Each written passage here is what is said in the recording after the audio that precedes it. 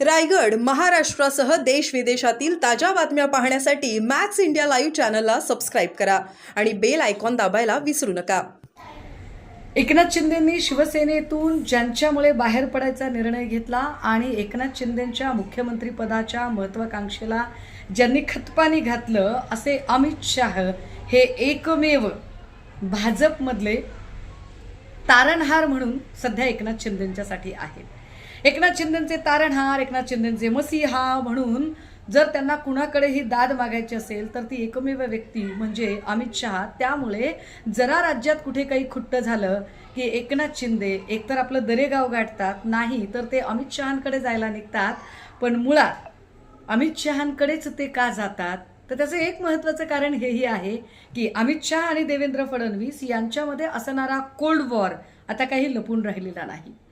त्यामुळे जो अमित शहांच्या जवळ असतो तो देवेंद्र फडणवीसांच्या नजरेत रडारवर असतो आणि जो देवेंद्र फडणवीसांच्या रडारवर असतो तो अमित शहांना फार प्रिय असतो. याच न्यायाने जर रवींद्र चव्हाणांनी आमची माणसं फोडलेली असतील तर याची दाद कुणाकडे मागायची म्हणून कदाचित ते तिकडे गेलेले असतील. पण यातली एक गोष्ट फार उल्लेखनीय आहे ती म्हणजे उदय सामंत हे अगदी त्याच वेळेला रवींद्र चव्हाणांना भेटायला जातात. कदाचित जर उद्या अशी काही परिस्थिती आलीच की नाही आपल्याला आता या सगळ्या चौकशीचा ससेमिरा किंवा चहूबाजूने होणारी कोंडी फोडायचीच असेल आणि जर भाजपसोबत मर्जच व्हायचं असेल तर काय करावं, तर उपमुख्यमंत्री पदाची महत्त्वाकांक्षा असणारे उदय सामंत कोणत्याही क्षणी आपला जवळचा जो काही एकूण जो गट आहे तो घेऊन भाजपकडे सुद्धा जाऊ शकतातच की. काय प्रॉब्लेम काय आहे?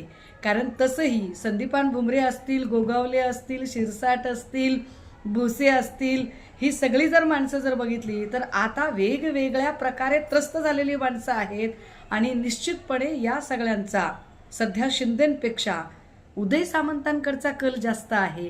त्यामुळे महाराष्ट्राच्या राजकारणातला जो रंजक पट आहे 2022ला जे काही शिंदेंनी एक अंक नाटकाचा दाखवला होता, मला वाटते त्याचा दुसरा अंक आत्ता सुरू आहे.